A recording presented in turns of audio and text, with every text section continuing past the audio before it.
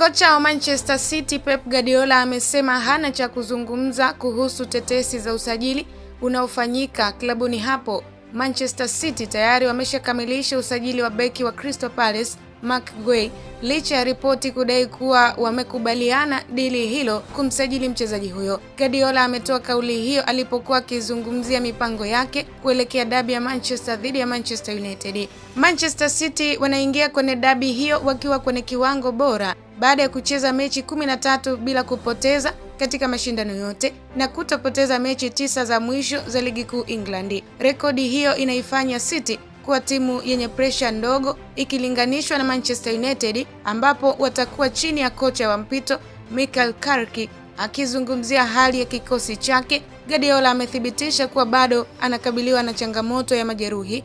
Alisema Nico Gonzalez atapimwa kwenye mazoezi, huku Omar Marmoush akitarajiwa kurejea mara baada ya kumaliza majukumu yake na timu ya taifa ya Misri kwenye AFCON.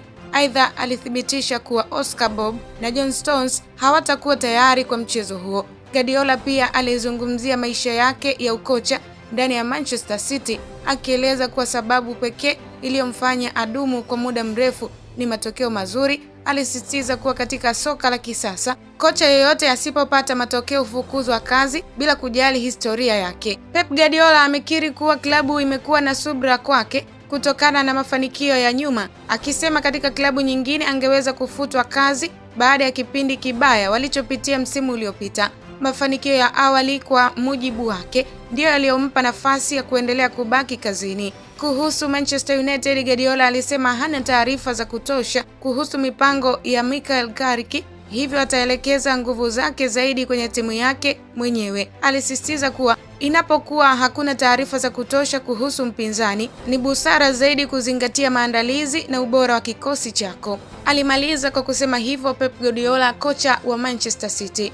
Kwa taarifa zaidi za kimichezo na burudani, endelea kutufuatilia Kasako Media, Instagram, Facebook, Twitter. Tunapatikana kama Kasako Media. Kwenye YouTube channel yetu usisahau kusubscribe na ubonyeze alama ya kengele ili uwe wa kwanza kupata taarifa mbalimbali. Kasako Media, tunaangazia maisha, tunaandika kesho.